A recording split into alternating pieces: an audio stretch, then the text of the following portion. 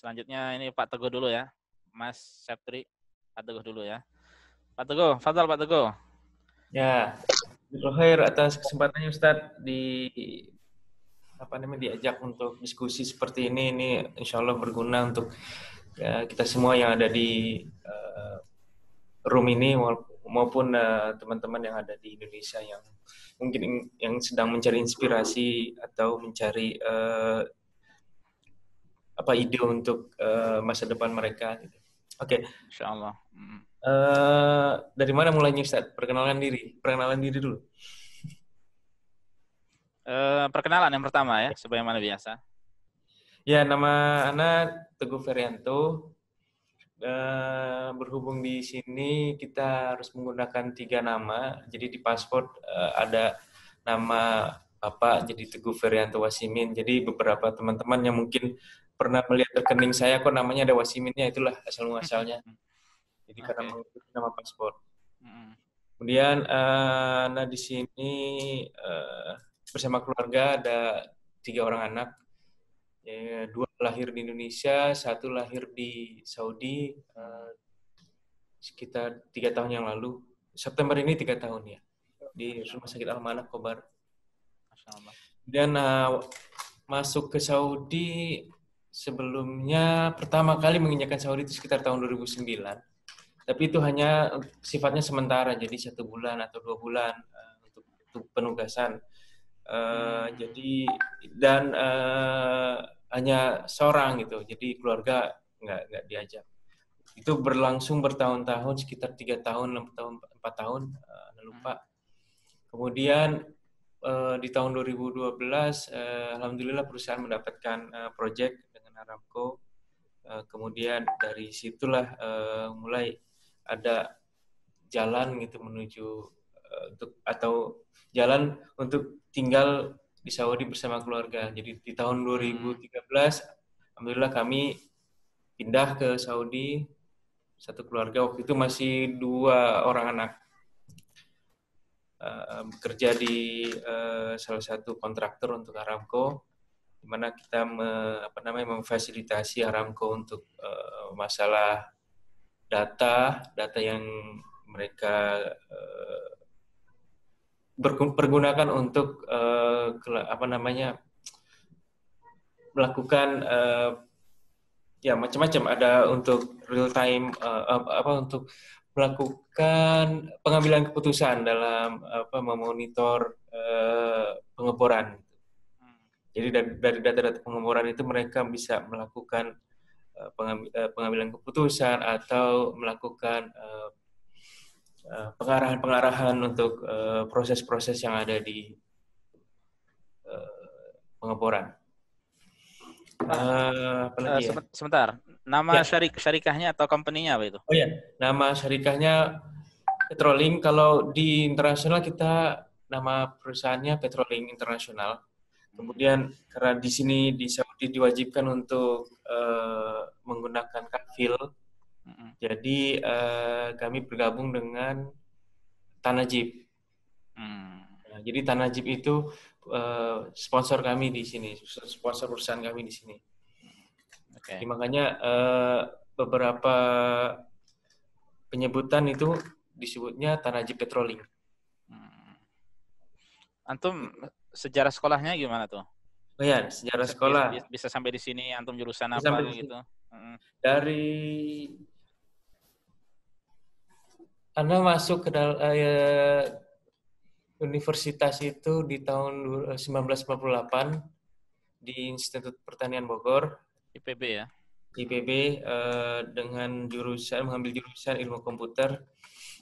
Mungkin sebagian besar banyak yang heran kenapa di IPB ada komputer. Nah, itulah. Benar. Ya, saya juga heran terus terang. Jadi di IPB itu sejarahnya itu memang awalnya memang dikhususkan untuk pertanian dan teknologi berkaitan dengan pertanian. Tidak ada yang berkaitan dengan eksak waktu itu. Jadi kemudian setelah beberapa lama berevolusi di PB sendiri, membuka fakultas MIPA, Matematika dan Ilmu Pengetahuan Alam, yang kemudian ini berkembang lagi karena ada beberapa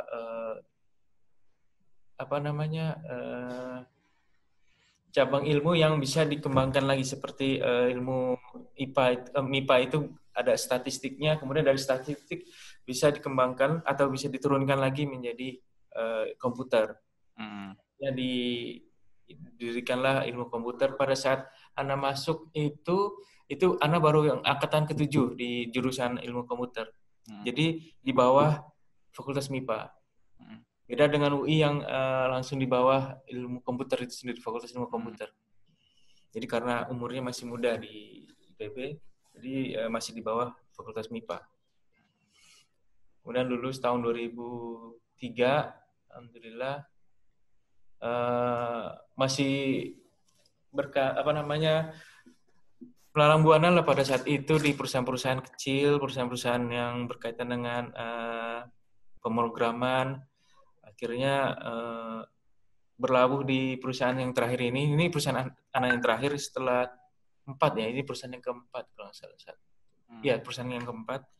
Kemudian ada tawaran untuk masuk di sini. Alhamdulillah di tahun 2005. Pada tahun 2005 ini jadi panjang cerita pribadi, Ustaz. Nggak apa-apa nih? Ya, ini aja singkat aja. Kita kira-kira yang menjadi konsumsi umum gitu aja. Ya, pribadi ya. Jadi sebelum ke Saudi, Ana juga pernah keluar selain di Saudi, Ustaz. Jadi Ana mau coba bandingkan. Jadi bagi teman-teman yang ingin yang punya pengalaman juga atau yang ingin punya pengalaman bekerja di luar negeri, Ana coba kasih pandangan lah. Jadi Ana tahun 2005 itu pernah ke Italia, di kota Milan tepatnya, untuk bekerja di sana selama 2 tahun. Jadi penugasan 2 bulan maaf. Ya kalau dibandingkan pada saat itu memang belum ada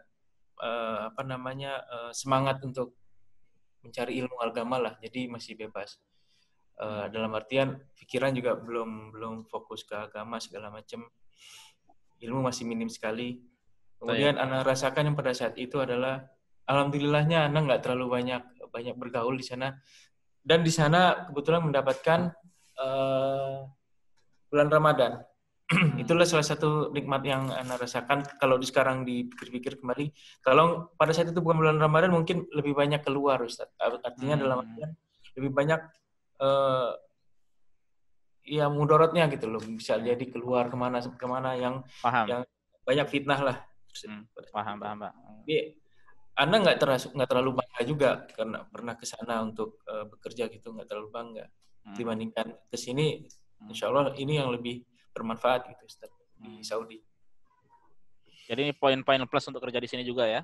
Ya, jadi kalau untuk teman-teman yang ingin pergi ke luar negeri atau bekerja di luar negeri, lebih baik cari lingkungan yang memang benar-benar bisa mendukung untuk seperti Abu Muhammad bilang tadi kan, bisa menuntut ilmu, bisa mendidik anak, bisa mengejar akhirat insyaallah gitu. Masya Allah. Barakallahu fiik. Barakallahu. Hingga akhirnya sampai sini gitu ya. Iya. Masya Allah.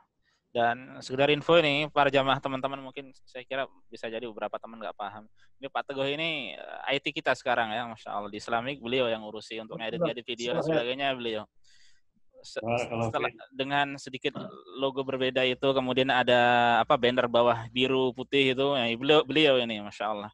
Semoga sebagai Padahal saya baru mau belajar sama Ustadz nih, kirain Ustadz yang bikin logo-logo itu. Saya bisa apa, Pak? Canggih banget rasanya. Saya bisa apa, Pak? Ya. Nah, berarti diborong pahalanya Ramadan sama Pak Teguh ya. Iya, Masya Allah. Dan Ramadan banyak kemarin, Masya Allah. Ya, alhamdulillah. Iya, diborong pahalanya. Udah kayak UFIT TV nih, ini. Ya, itu proyek kedepannya seperti itu, Bu Safa. Kedepannya kita mau bikin lebih banyak ide-ide lah. Ya. Makanya Abu Safa belum jadi Abu siapa nih? Abu Ismail. Masih Abu Safa. Kayaknya punyanya masih tetap. Kayaknya punyanya masih tetap Abu Safa. Nggak berubah ya? Nggak berubah, Masya Allah. Insya Allah nggak berubah. Nggak berubah. Insya Allah. Insya Allah. Khair. Ya berarti untuk Pak Nasrin nanti Abu Sofa kalau mau belajar apa-apa dengan beliau langsung ya Pak Teguh ya. Dan antum kalau ada info-info apa, masukan, saran, ya usul-usul, ya asal jangan asal tentu saja sampaikan ke beliau atau ke saya. Ya. Kita sangat butuh masukan sekali ya. Bukan untuk kayaknya saya pribadi. Kalau air laut ya. sudah. Gimana Pak? Air laut sudah asin, kalau air laut sudah asin nggak usah dikasih garam kan? Oh gitu ya. Bukan dikurangi garamnya, asinnya. Iya. Masya Allah. Iya. Insya Allah. Ya. Iya. Apalagi ya Pak Teguh. Nah, kemudian plus minusnya Pak Teguh kerja di sini, kehidupan, lingkungan dan sebagainya. Untuk minusnya hampir tidak ada. Cuma mungkin untuk awal-awal datang ke sini itu minusnya adalah karena jauh dari keluarga besar. Istri kan keluarga besar ya, 10 bersaudara. Di mana ikatan keluarganya itu sangat erat sekali. Kemudian kalau anak sendiri, bang hanya anak satu-satunya di keluarga anak. Jadi nggak terlalu banyak merasakan. Paling pada saat itu yang dirasakan. Minusnya seperti itu. Jadi jauh dengan keluarga. Tapi untuk selebihnya hampir tidak ada, Ustadz. Masya Allah. Minusnya. Alhamdulillah. Kebetulan waktu menginjakan kaki di sini memang misinya sudah dapat dari kami berdua dengan istri. Misi kami memang ingin hijrah gitu kan, dari sesuatu yang biasa kemudian menjadi yang luar biasa. Nah, untuk plusnya sendiri, wah banyak sekali gitu loh.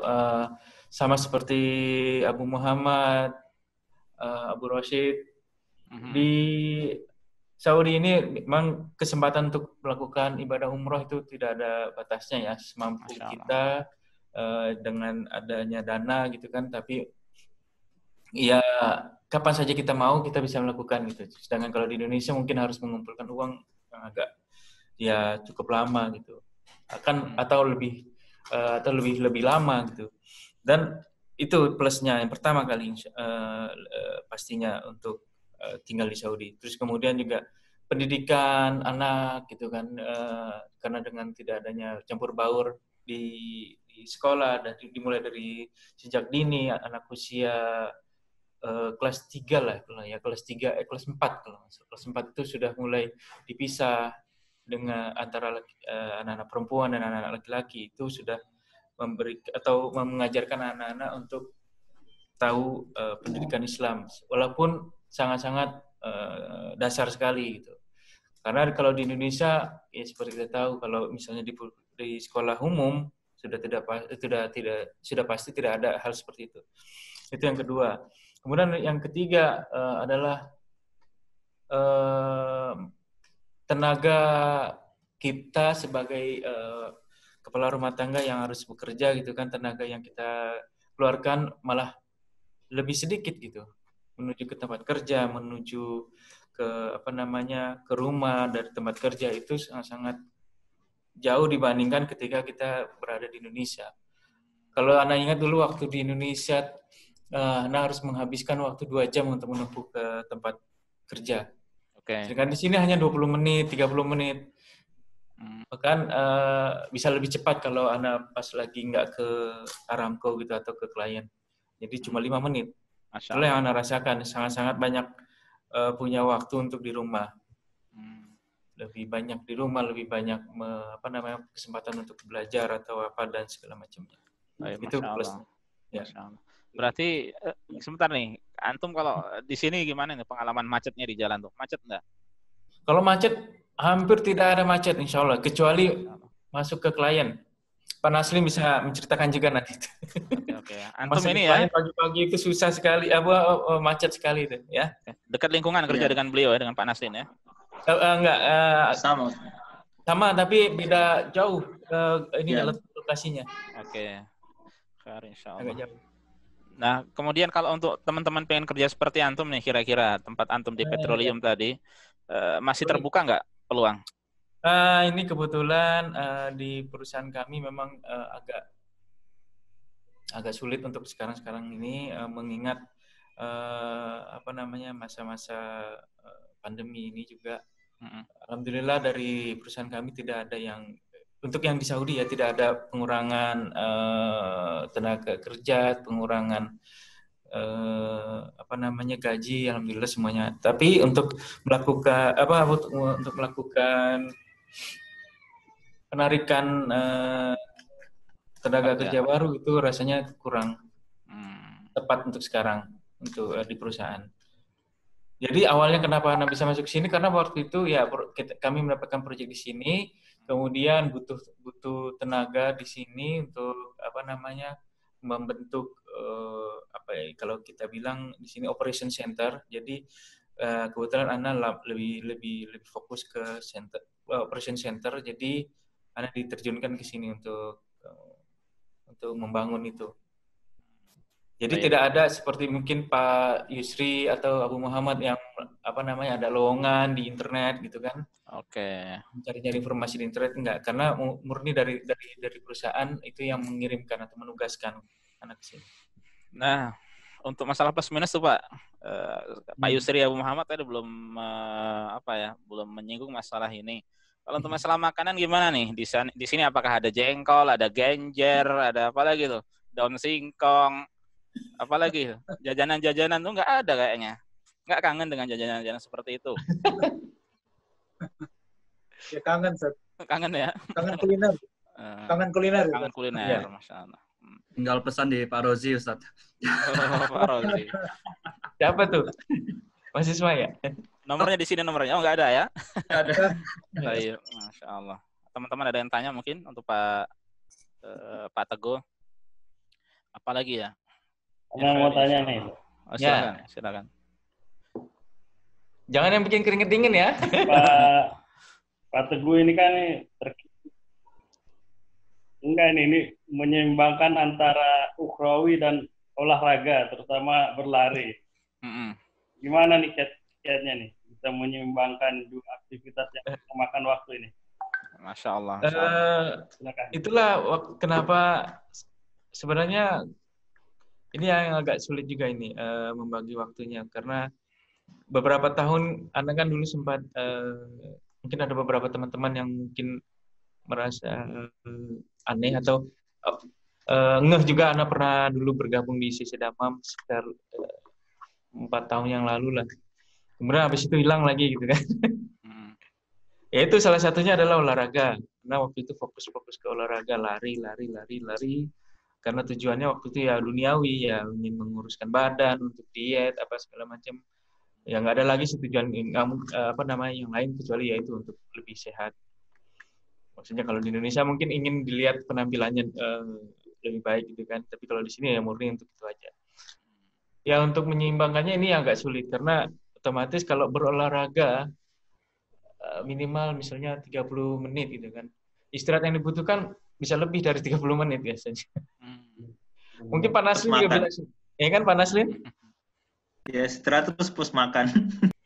Ya, jadi ini agak sulit, tapi akhirnya Anda coba pertimbangin lagi apakah ini memang tujuan hidup gitu kan, hanya untuk sehat tapi tidak ada ilmu yang lain gitu kan.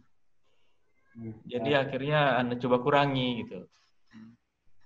Mungkin yang pernah melihat dulu Anda pernah sempat sekurus-kurusnya, sekarang udah mungkin perlahan-lahan kembali lagi gitu. Ya karena itu sudah mulai Anda kurangi, apalagi terutama di bulan Ramadan ini plus tidak ada olahraga sama sekali. Oke. Karena fokus di isi Damam ini. Masya Allah, Masya Allah. Insya Allah. Ya, khair, insya Allah. Barakallahu fiik.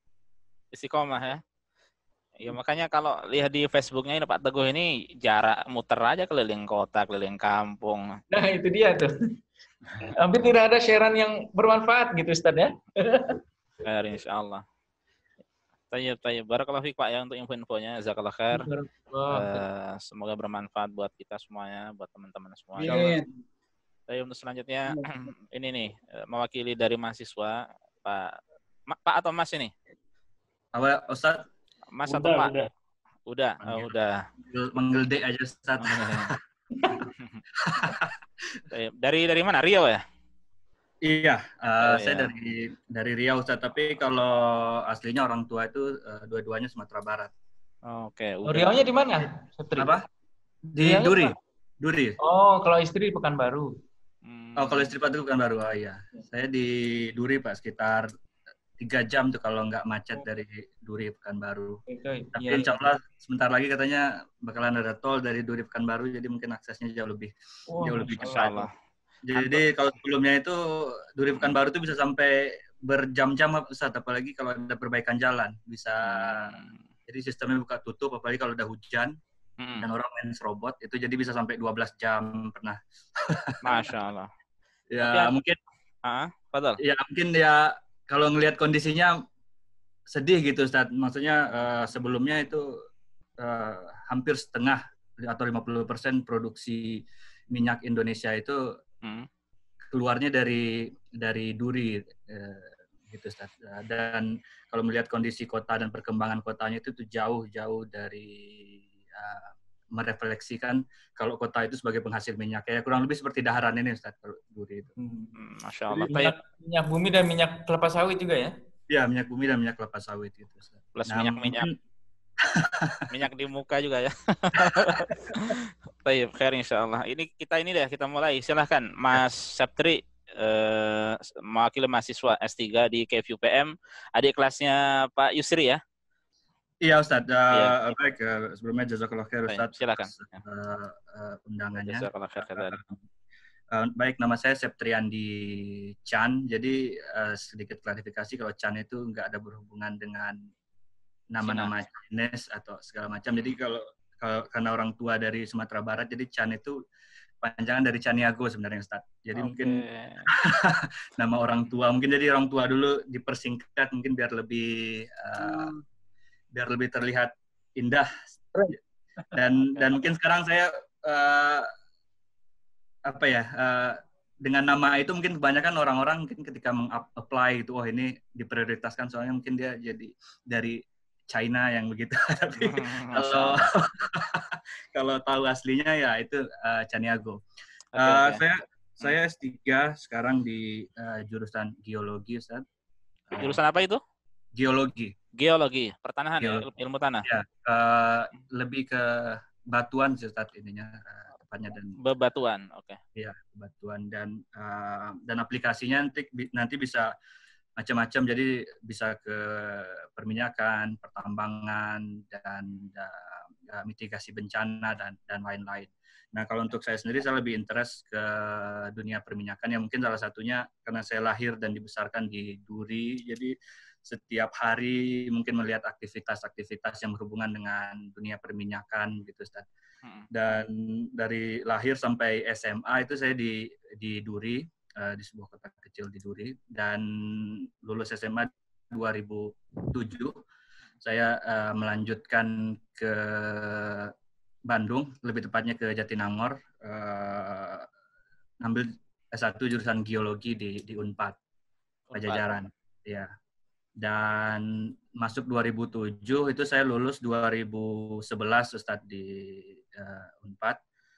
Dan ya yang namanya anak muda baru lulus, apapun waktu itu lowongan atau kesempatan yang ada, saya apply. Termasuk salah satunya kesempatan untuk S2 di KFUPM. Jadi waktu itu dosen pembimbing S1 saya memforwardkan. Jadi KFUPM ini sendiri mereka melakukan rekrutmen setiap tahunnya itu 2 kali, Ustaz. Jadi kalau untuk awal tahun itu mereka akan mengirimkan email pemberitahuan sekitar bulan Februari, kalau saya nggak salah ya, Februari awal semester, dan itu dan yang program keduanya itu sekitar bulan September.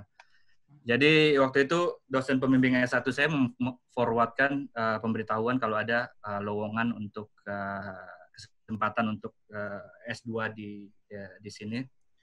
Dan yang namanya anak baru lulus, waktu itu juga lagi nyari-nyari kerja, saya belum dapat kerja juga, nganggur sekitar 6 bulan, dan saya apply aja semua, ada lowongan apapun. Iya. Okay. Semangatnya untuk mencari kerja waktu itu, Ustaz. Jadi 2011 saya apply, 2011 akhir waktu itu saya apply ini KFUPM, dan pada saat yang bersamaan juga 2011 itu saya apply juga beberapa pekerjaan, dan pada akhirnya 2012 sekitar bulan Maret April saya alhamdulillah keterima kerja di salah satu service company di Indonesia yang bergerak di bidang pengeboran juga, Ustadz. Dan waktu itu main job saya di lapangan waktu itu, saya dikirim ke lapangan, lebih tepatnya di kebanyakan pengeboran offshore di tengah laut waktu itu. Dan saya sempat sekitar hampir kurang lebih 2 tahun. Nah, ketika saya baru keterima kerja itu, saya juga dapat pengumuman kalau keterima di KVPM waktu itu, Ustaz. Nah, jadi sempat kerja ya? Sempat kerja juga? Ya, saya udah di pertengahan pekerjaan waktu itu, Ustaz.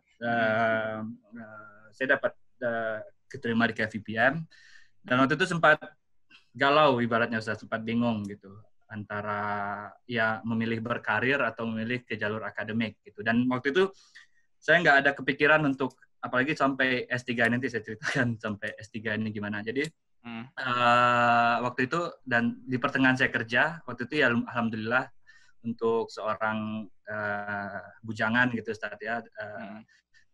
Saya travel ke sana kemari waktu itu saya dikirim mulai dari Aceh sampai ke Papua waktu itu untuk operasi pengeboran, dan alhamdulillah semakin lama di lapangan itu bayarannya juga semakin ini ya itu, Ustaz ya, saya bisa 5 minggu, bisa 6 minggu di tengah laut gitu, Ustaz. Nah, jadi sempat bingung dan diskusi waktu itu, konsultasi dengan senior atau dengan orang tua gitu, Ustaz. Ya, bagaimana ini maksudnya ada kesempatan untuk lanjut, dan waktu itu yang saya bilang di awal tadi, saya nggak ada kepikiran ke Saudi karena ingin beribadah, karena ingin umroh, karena ini saya totally nggak ada kepikiran untuk hal-hal yang itu. Bahkan sampai saya di sini juga saya belum tahu kenapa saya ke sini gitu, Ustaz. Maksudnya waktu itu gitu. Oke. Dan akhirnya diputuskan untuk keluar, dan waktu itu sempat manajer saya juga maksudnya kalau kamu alasannya untuk ini, saya nggak bisa menahan kamu gitu. Nah, tapi dia bilang nanti kalau misalnya kamu setelah selesai nanti kita keep kontak lagi. Nah, akhirnya pada akhir 2013 saya memutuskan untuk berangkat ke sini, Ustaz, dengan segala pertimbangan-pertimbangannya. Dan ya alhamdulillah sampai sekarang, Ustaz. Jadi 2013 saya mulai S2, jadi mungkin beda setahun, sempat overlap setahun dengan Bang Yusri waktu itu, ketemu sebentar ketika beliau masih jadi mahasiswa. Dan 2013 saya selesai itu sekitar 2016 S2-nya, Ustaz. Nah, selama perjalanan S2 itu ya mungkin dari segi saya bertanya-tanya juga kenapa bisa sampai ke sini begitu, Ustaz. Maksudnya, dan orang-orang nanya kenapa ke Saudi, kenapa nggak ke yang lain, kenapa nggak bisa ke Eropa seperti orang-orang lainnya, kenapa nggak ke Amerika yang gitu-gitu, Ustaz. Dan saya belum bisa menemukan jawaban itu sampai akhir 2005. Jadi titik baliknya itu sekitar 2015, Ustaz, ketika setelah haji. Jadi sebelumnya saya awal-awal di sini saya nggak pernah ikut pengajian waktu itu, ketika rombongannya kalau saya masih ingat Rio, Hamdan, Gozi, rombongan yang awal-awal itu, saat mereka hampir tiap minggu itu untuk pergi pengajian segala macam yang gitu untuk belajar agama. Tapi waktu itu saya belum ada kepikiran, bahkan mohon maaf mungkin ini saya hanya menceritakan saja, Ustaz, yang nggak ada unsur dia di situ untuk masalah ibadah gitu, masalah sholat 5 waktu pun waktu itu ketika saya udah di sini saya masih di kamar aja, Ustaz, sendiri gitu. Jadi dan ya itu, dan alhamdulillahnya lagi ya yang satu lagi titik baliknya waktu itu saya juga bisa memaksakan diri untuk bisa berhenti untuk dari kebiasaan buruk waktu itu. Saya merokok, Ustaz, maaf, dari SMP sampai saya selesai kuliah itu sampai 2014 itu sekitar 10 tahun, dan itu sulit waktu itu, Ustaz. Untuk berhenti saya sempat ya stres, maksudnya udah berpuluh-puluh tahun dengan kebiasaan itu, dan alhamdulillah saya komit waktu itu. Titik baliknya itu setelah hajian tahun 2015 saya harus do something, maksudnya berubah gitu. Maksudnya nggak bisa kayak gini aja untuk kehidupan. Dan kamu tahu kenapa? Maksudnya saya jawab diri saya sendiri. Kamu tahu kenapa kamu dikirim ke sini? Yaitu untuk kemudahan untuk belajar agama dan berubah jadi lebih baik lagi, Ustadz ya. Maksudnya alhamdulillah dibanding awal saya datang ke sini gitu Ustadz, dan sampai pada saat sekarang ini alhamdulillah perubahannya itu jauh, dan alhamdulillah saya berada di lingkungan sekitar orang-orang yang Masya Allah selalu mengingatkan untuk beribadah, selalu mengingatkan untuk mengajak kebaikan, mengajak untuk ke majelis ilmu dan segala macam. Dan dari situ ya saya baru akhirnya menemukan, oh ternyata alhamdulillah hikmahnya itu ada di sini gitu. Dan poin plusnya lain waktu itu mungkin yang saya dapatkan itu lebih berkah. Maksudnya waktu saya kerja Ustadz, saya dapat duit. Cuman dibandingkan duit beasiswa yang saya terima itu, saya bisa lebih men-save gitu Ustadz, duit yang saya terima sekarang. Ya mungkin ya lebih berkah mungkin ininya Ustadz ya, lebih tepatnya gitu. Jadi dengan jumlah saya sempat mahasiswa pegang duit segini itu cukup, pegang duit segini rasanya kurang ya gitu Ustadz. Dan perputarannya itu pas saya kerja itu ya masanya masih muda, jadi keinginannya pengen bermain dan pengen macam-macam lah ya. Macam-macam Ustaz, dan yang lebih sakitnya lagi itu pajak Ustaz. Jadi ketika kita nerima gaji itu, kalau kita nerima banyak gitu Ustaz, dan 10% dari total itu kan paham. Masya Allah. Jadi ya alhamdulillahnya itu ketika saya di sini S2 itu pendapatan turun jauh Ustadz dari ketika saya bekerja gitu. Tapi alhamdulillah saya bisa saving Ustadz, bisa nabung, dan rezekinya itu ada aja gitu Ustadz. Maksudnya dengan jumlah beasiswa yang segitu, dan alhamdulillah lagi saya waktu itu bisa ada kesempatan untuk mengunjungi beberapa negara. Waktu itu sempat ke Masya Allah. Di Turki, keliling Turki, waktu itu sempat keliling ke Eropa dan segala macam. Dan akhirnya pada 2016 saya lulus S2. Waktu itu juga kondisi dunia perminyakan sedikit kurang baik waktu itu saat pas harga minyak lagi turun dan lowongan lagi sedikit. Dan pada akhirnya ya dosen pembimbing saya menawarkan, gimana kalau kamu lanjut aja dulu S3 di sini gitu. Sampai mungkin sambil apply nanti kalau ada lowongan kamu bisa ikut. Dan waktu itu saya sempat juga konsultasi dengan Ustadz menyikapi untuk memilih apakah saya lanjut di sini atau, dan ya singkatnya alhamdulillah sejauh ini ya saya betah gitu Ustadz, udah betah dan nggak ada kepingin, ya kalau ada kesempatan setelah S3 ini saya kepingin buat stay di sini, kerja di sini. Ya, kalau ada rezekinya, kalau misalnya baik untuk saya untuk hari ini dan kedepannya gitu. Nyata ya. Ana masih ingat SMS dari Antum waktu itu, WhatsApp ke Ana ya.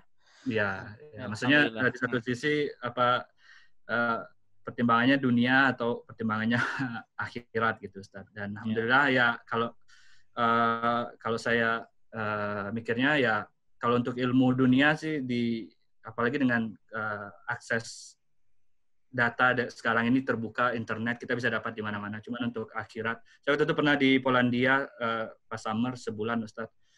Dan di sana ya saya merasa sulit apalagi untuk beribadah Ustaz. Jadi di sana itu cuma di Krakow waktu itu di sana cuma ada satu Islamic Center, dan itu jauh dari tempat saya tinggal. Dan waktu itu puasanya itu sekitar 20 jam Ustaz. Jadi subuhnya itu jam 2 pagi, berbukanya itu jam 9 Ustaz. Nanti jam 11 Isya, nanti jam 2 udah fajar lagi. Ya, jadi dan satu lagi masalah makanan, dan sulit untuk mendapatkan makanan yang halal. Nah, maksudnya berdasarkan pengalaman saya yang berkeliling-keliling melihat situasi beberapa negara di Eropa, di Amerika, saya memutuskan kayaknya nggak ada lagi kenikmatan yang bisa saya dapatkan di sini. Maksudnya dengan kemudahan untuk sholat 5 waktu secara berjamaah, Ustaz. Dan saya kemanapun kita pergi, insya Allah di tempat umum, baik di kampus atau di setiap sudut, insya Allah ada tempat untuk beribadah 5 waktu secara berjamaah. Yang mana sebelumnya itu saya nggak pernah, hampir nggak pernah, mungkin subuh pun suka telat waktu itu Ustaz, dan mungkin berjamaahnya pas sholat Jumat aja gitu Ustaz. Nah itu sebagai kemudahan dan positif yang saya temukan selama berada di sini Ustaz. Dan lagi kemudahan untuk belajar ilmu agama, alhamdulillah karena bisa belajar dengan antum waktu itu setiap minggu hampir di sini, dan ya insya Allah harus lebih baik lagi ke depannya, Ustaz. Begitu, Ustaz. Insyaallah. Ya, kita semuanya berusaha untuk lebih baik lagi, insyaallah. Insyaallah. Ya. Tayyib, kalau untuk sekarang nih, kira-kira tetap ada peluang ya untuk kuliah di sini? Kalau peluang itu insya Allah tiap tahunnya selalu buka 2 kali. Cuman masalahnya sekarang visa, Ustaz. Jadi banyak mungkin rekan-rekan yang sudah keterima, cuman terkendala di visa. Jadi dari kampusnya ini mereka sudah mengumumkan kalau ikhwan tersebut keterima, dan dari pihak kampus sendiri mereka akan mengirimkan nama-nama tersebut ke Kementerian Pendidikan. Nah nanti untuk masalah visa ini ya delay-nya itu ada di Kementerian Pendidikan, Ustaz. Tapi sekarang ini kabarnya kalau KFIPM itu sudah ditarik keluar dari Kementerian Pendidikan, jadi mereka sekarang di bawah Kementerian Perminyakan. Jadi privatize, jadi diswastakan Ustaz, ini. Dan belum tahu nih skema terbaru bagaimana untuk mendatangkan mahasiswa. Ada kabar juga dari juniornya Mas Dipta kalau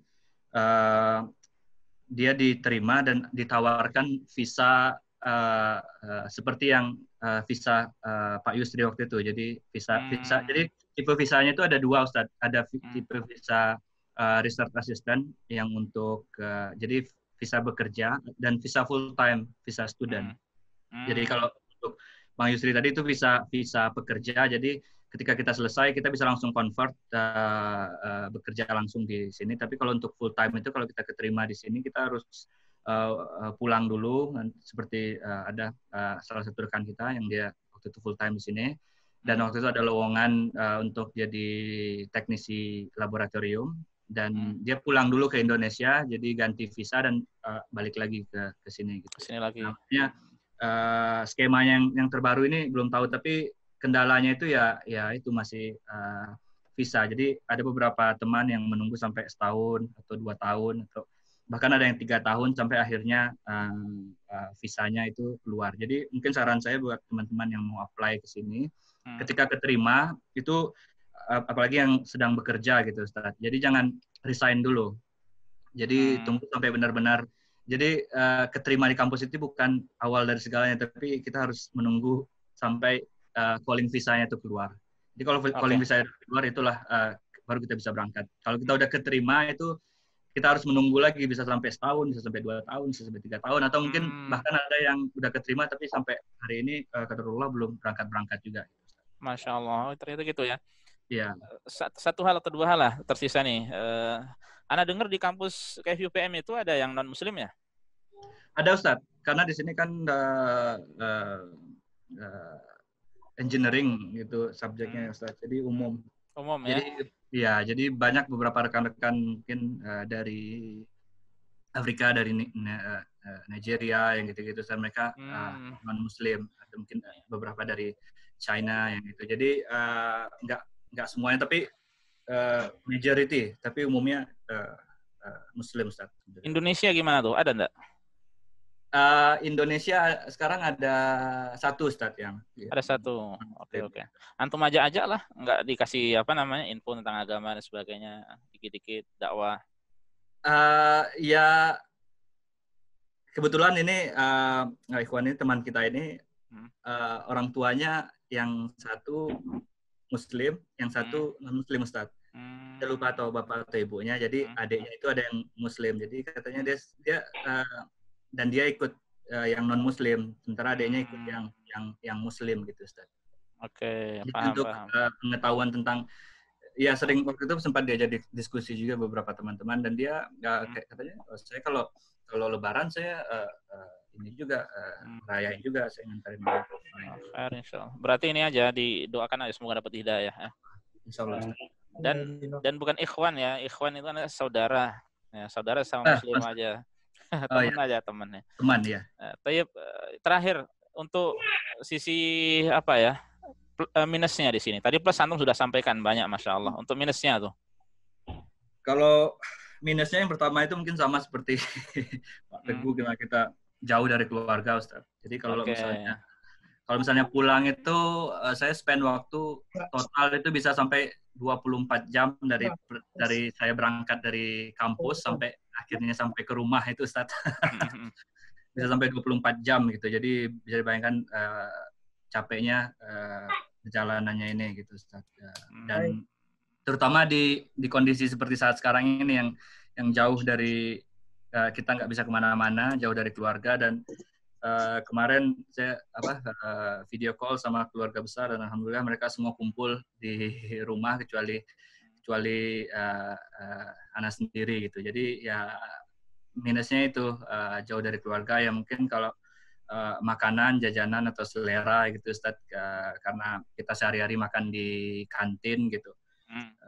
Ya bisa dibilang apalagi sebelum-sebelumnya makan itu ya untuk bertahan dari siang sampai malam gitu, Ustaz. Maksudnya untuk masalah rasa ya kita rasa-rasain aja gitu, Ustaz. Okay.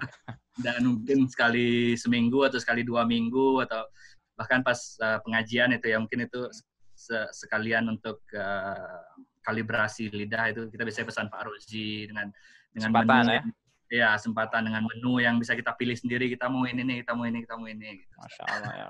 Khair, atau kita sekali ke restoran Puncak buat makan gitu, Ustaz. Di Khobar, Masya Allah. Paling itu, Ustaz, kendala-kendala yang di sini ya.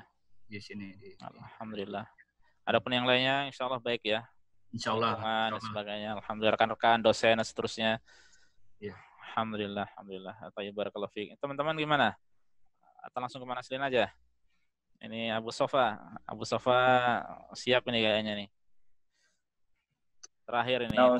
Ya, Fadhal Abu Sofa, cerita, perkenalkan diri, kerja di mana dan sebagainya, asal, perjalanan kuliah ya, dan seterusnya. Sampai sini. Assalamualaikum warahmatullahi wabarakatuh.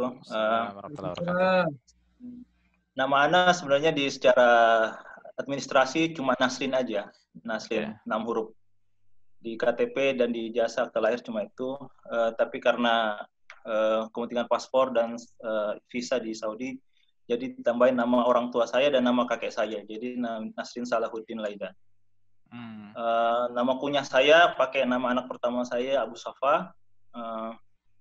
Sementara ini alhamdulillah udah punya 2 junior, jadi di sini berempat. Tapi kami di sini sejak tahun 2014. Mungkin hampir bersama dengan Ustadz Sulhan. Bulan apa dulu, Pak ya? Saya sebenarnya kalau saya bulan Desember sebenarnya, 2013. Oke. Tapi istri baru bisa gabung bulan Mei 2014. Mungkin dekat-dekat sama antum lah. Ya, awal April Ana. Ya. Jadi ya. Itu dan Ana bisa ke sini tuh karena dikirim, maksudnya ditransfer dari perusahaan. Jadi Ana kerja di Halliburton, itu perusahaan yang bagian penyediaan jasa dan teknologi untuk operator perusahaan minyak. Seperti kalau di Indonesia ada Pertamina, ada Chevron, di Saudi ada Saudi Aramco. Nah, Halliburton ini menyediain jasa dan menyediain teknologi. Misalnya alat-alat dan segala macam untuk dipakai mereka ngebor, buat analisa data dan sebagainya. Jadi ini perusahaan internasional, hampir semua negara punya cabang, dan di Indonesia saya bergabung sejak 2 tahun sebelum saya pindah ke Saudi, dan alhamdulillah sebelum gabung dengan perusahaan ini pun saya udah punya keinginan yang besar untuk ke Saudi, dan alhamdulillah dikasih jalan mulai perusahaan ini.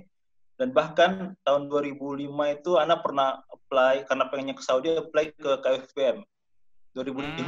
Waktu itu sosmed juga belum ada, belum email juga tahu caranya, masih pakai email dan hubungin profesornya, tapi ya karena entah bagaimana jadi nggak terima juga. Oke, Kak, sebentar Pak. Apa kira-kira dulu yang kok menggebu-gebu pengen ke Arab Saudi gitu? Alasan utamanya, kalau ingat. Ya, karena lihat sepertinya indah banget bisa ke Mekah dan Madinah itu. Masya Allah, lihat, Masya Allah. Lihat Ka'bah itu sebetulnya betul yang pernah dibilang oleh salah satu ustadz di Indonesia bahwa pemandangan terindah di dunia itu hanya dua, melihat orang tua sama melihat Ka'bah. Masya Allah. Jadi rasanya itu jadi motivasi terbesar. Dan alhamdulillah 2014 dikasih jalan oleh Allah melalui perusahaan ini, dan Ana bisa bekerja di sini sampai saat ini, walaupun dengan keadaan dunia perminyakan yang lagi prihatin sebenarnya Ustadz. Banyak rekan-rekan yang harus kehilangan pekerjaan atau harus dikurangin fasilitasnya dan gajinya karena kondisi perminyakan yang tidak bagus. Bahkan sebenarnya sudah sejak 2015 dan tambah parah lagi karena pandemi ini. Alhamdulillah masih diberi rezeki oleh Allah, masih bertahan di sini. Semoga masih bisa di sini. Mungkin kalau latar belakang pendidikan, Ana sama dengan Mas Septi, udah Septi, jadi geologi 1, terus pernah ambil S2 di UI juga, sama juga geofisika sebenarnya, tapi dekat-dekat. Afwan, S1-nya sudah antum sampaikan atau belum tadi? S1 geologi di UGM. UGM, langsung ke UI ya. Jadi secara asal sebenarnya saya dengan Pak Yusri agak dekat. Saya asal daerah sama-sama Makassar, sama-sama Bugis, sama-sama S1 UGM. Latar belakang pendidikan sama dengan udah Septi Geologi. Oke, Masya Allah. Kerjaan di depan komputer juga ya, seperti Pak Teguh? Ya. Sama Pak Teguh, analisa data. Tapi sebelumnya pernah ke lapangan juga, Ustaz. Pernah seperti Septi juga, ke lapangan, lihat pemboran, analisa data di lapangan, langsung dikirim ke lokasi pemboran tengah laut atau di tengah hutan, mulai dari Sumatera sampai Papua. Masya Allah. Dengan jadwal 3 minggu di lapangan, 1 minggu di rumah off. Keliling-keliling juga ya. Kalau Septi keliling dunia juga tadi ya, Masya Allah. Sebagian keliling dunia, sebagian keliling Indonesia. Alhamdulillah. Jadi setelah beberapa tahun di lapangan, akhirnya karena ada pekerjaan yang lebih cocok di kantor, jadi saya apply ke kantor dan sepenuhnya sekarang di kantor analisa data. Masya Allah. Tapi Pak, kira-kira menurut antum ya, selain masalah agama, ya, mengenal Islam lebih jauh, hikmah terbesar antum tinggal di sini itu apa? Yang antum dapatkan di sini? Hikmah terbesar, saya melihat bahwa syariat Islam itu benar-benar positif buat pribadi dan masyarakat. Jadi rasanya nggak pernah di tempat lain melihat adanya syariat Islam yang benar-benar diterapkan di sini, dan itu berdampak besar. Misalnya seperti yang diceritain Pak Teguh atau Pak Yusri, kalau di kantor kita nggak ada campur baur dengan perempuan, jadi rasanya lebih aman, dan istri juga mungkin lebih lega melepas kita di kantor. Jadi ya seperti itu. Dan menurut saya pemandangan paling indah di Saudi itu adalah ketika azan berkumandang dan semua toko tutup, orang-orang ke masjid. Itu menurut saya enggak pernah terlihat di tempat lain. Itu pemandangan paling indah. Dan masjid di Saudi itu menurut saya tempat paling nyaman di seluruh dunia. Enggak pernah kita temuin, menurut saya enggak pernah saya temuin di masjid-masjid lain, dengan imam-imam yang Masya Allah bacaannya bisa membuat ternyuh, dan juga orang Saudi makmumnya juga yang walaupun mungkin di jalanan ada yang yang kasar atau apa, tapi kalau di masjid entah kenapa mereka baik-baik semua. Jadi itulah saya kalau ingat, kalau misalnya seandainya suatu saat harus tidak di sini lagi, mungkin yang paling saya rindukan adalah ya kehidupan sholat berjamaah di sini, dan itu yang menurut saya paling berkesan ya. Barakallahu fiik. Nah, kalau ini nih minusnya kira-kira apa nih? Minusnya sebenarnya cuma hal-hal yang kecil aja sih Ustadz. Minusnya bisa lah kita atasi. Misalnya di sini pelayanan mungkin nggak sebaik di Indonesia. Misalnya di kantor pemerintahan atau di misalnya di restoran atau di hotel, kan di Indonesia biasa orang tersenyum, orang melayani, tapi di sini kan tidak seperti itu. Ya oke lah, mungkin kita juga karena pendatang, jadi mereka juga perlakuannya nggak seperti itu. Tapi kalau semakin lama kita udah semakin terbiasa, udah seperti itu. Udah awal-awal aja mungkin agak shock, agak kaget, tapi so far bisa lah itu. Terus yang minus yang lain, sebenarnya minus bukan minus di Saudinya, tapi minus ke sayanya, bahwa yang jadi kendala buat saya adalah saya nggak bisa bahasa Arab sampai saat ini. Mudah-mudahan insyaallah bisa. Semoga. Jadi itu kendala, tapi itu juga tantangan buat saya bahwa untuk belajar. Saya harus bisa bahasa Arab. Mungkin akan lebih menyenangkan tinggal di Saudi kalau saya bisa bahasa Arab. Masya Allah. Iya, sama seperti tadi juga ya Pak Yusri ya, Masya Allah. Tapi tetap saya juga pun merasa kurang, meskipun bisa bahasa Arab, kurangnya bahasa Inggrisnya yang tidak bisa ini. Khair insya Allah. Teman-teman ada yang tanya mungkin tadi buat Septri, buat Pak Naslin? Atau sudah pada capek nih? mau tanya sama Septri. Oke, silakan. Ya, Pak Teguh. Jadi, waktu itu kan pernah bawa keluarga ya. Kita kan pernah ketemu berapa kali tuh di mana, di tempat klien kita. Iya. Itu beberapa kali kan bawa keluarga ya. Itu tantangannya gimana, Septri? Kan yang saya tahu tuh bahwa keluarga dalam kondisi status sebagai mahasiswa itu berat sekali ya. Itu mungkin bisa di-share nggak ke teman-teman yang lain, bagaimana mengatur keuangan, bagaimana mencari tempat tinggal. Apalagi udah punya anak, waktu itu belum ya? Udah belum? Udah Pak, udah ya. Nah itu dia tuh. Ini yang jadi tantangan loh. Bagi teman-teman yang sekarang ini mau masuk ke KPP mungkin bisa di-share itu. Baik, mungkin kalau untuk pengalaman bawa keluarga, Bang Yusri lebih ini waktu itu soalnya dia pas S2 bawa keluarga dan itu pasti pas-pasan. Dan kalau untuk saya sendiri, alhamdulillah Pak, dengan beasiswa S3 ini sendiri gitu, alhamdulillah itu cukup, maksudnya buat bawa keluarga. Jadi kembali lagi tergantung dari tipe visanya apa gitu Pak. Kalau visanya visa student itu beasiswanya kecil Pak. Jadi makanya buat teman-teman apalagi yang keterima kalau untuk S2 yang lajang dengan beasiswa full time itu insya Allah cukup per bulannya gitu. Dan ditambah dengan nanti ada tambahan dari project dosen, dapat tambahan lagi tiap bulannya gitu.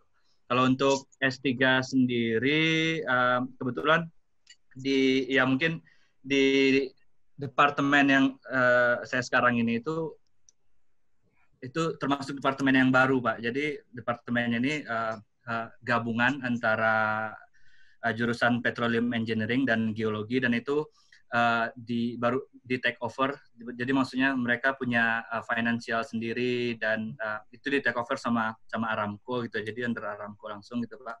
Jadi sumber pendanaannya itu dari Aramco, dan alhamdulillah beasiswa yang kita terima itu ini khusus untuk yang Petroleum Engineering, Geologi, dan Geofisika gitu Pak. Dan beasiswa yang kita terima itu alhamdulillah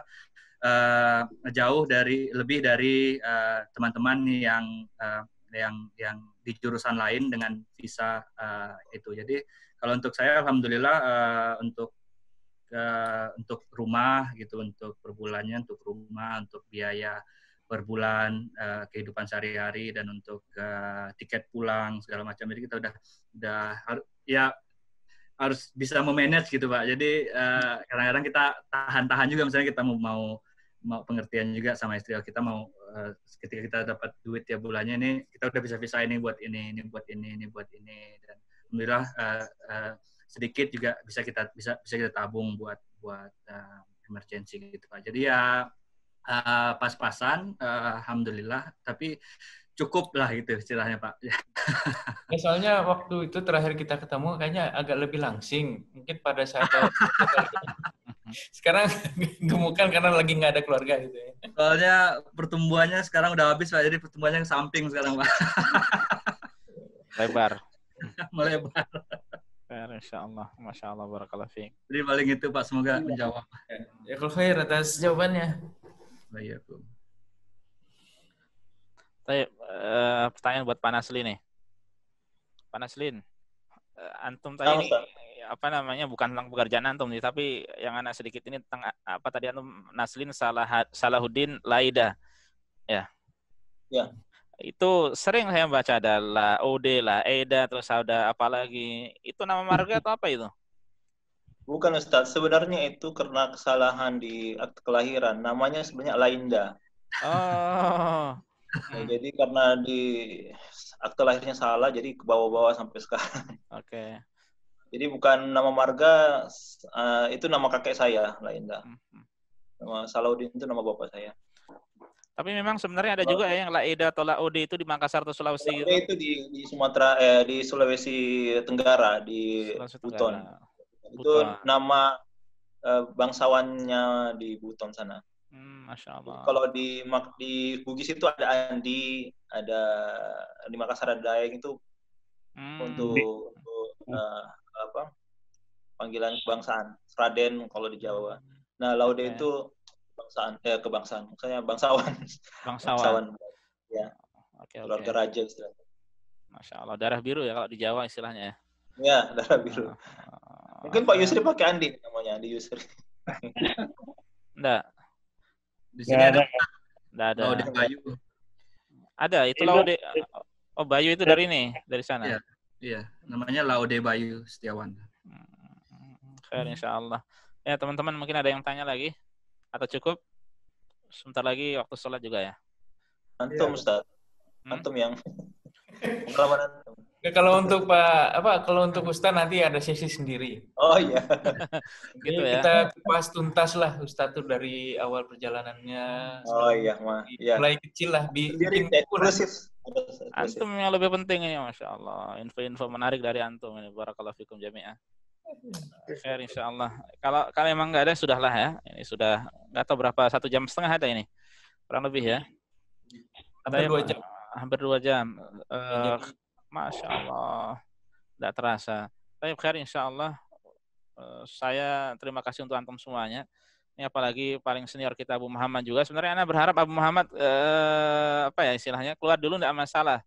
Tapi beliau sabar dengan kita. Masya Allah, pahala bagi antum semuanya insyaallah. Barakallahu fikum. Ya. Untuk info-info faedahnya berkaitan dengan masalah ukhrawi khususnya, demikian pula untuk masalah duniawinya. Ya, dan semoga ini bisa menjadi pelajaran buat teman-teman yang bisa ngambil faedah mereka. Dan banyaklah kira-kira mereka mungkin masing-masing lebih paham daripada saya pribadi ya. Dan terakhir ya, sekali lagi saya ucapkan jazakumullah khair wa barakallahu fikum untuk semua yang antum sampaikan di sini ya, semoga bermanfaat bagi kita semuanya. Kita akhiri sampai sini ya ikhwan sekalian ya. Dan saya sebagai host ya, Muhammad Sultan Jauhari undur diri ya. Mungkin ada kurangan dari kita semuanya, mohon maaf. Barakallahu fikum, subhanakallah bihamdika, asyhadu alla ilaha illa anta astaghfiruka wa atubu ilaika. Assalamualaikum warahmatullahi wabarakatuh. Waalaikumsalam warahmatullahi wabarakatuh.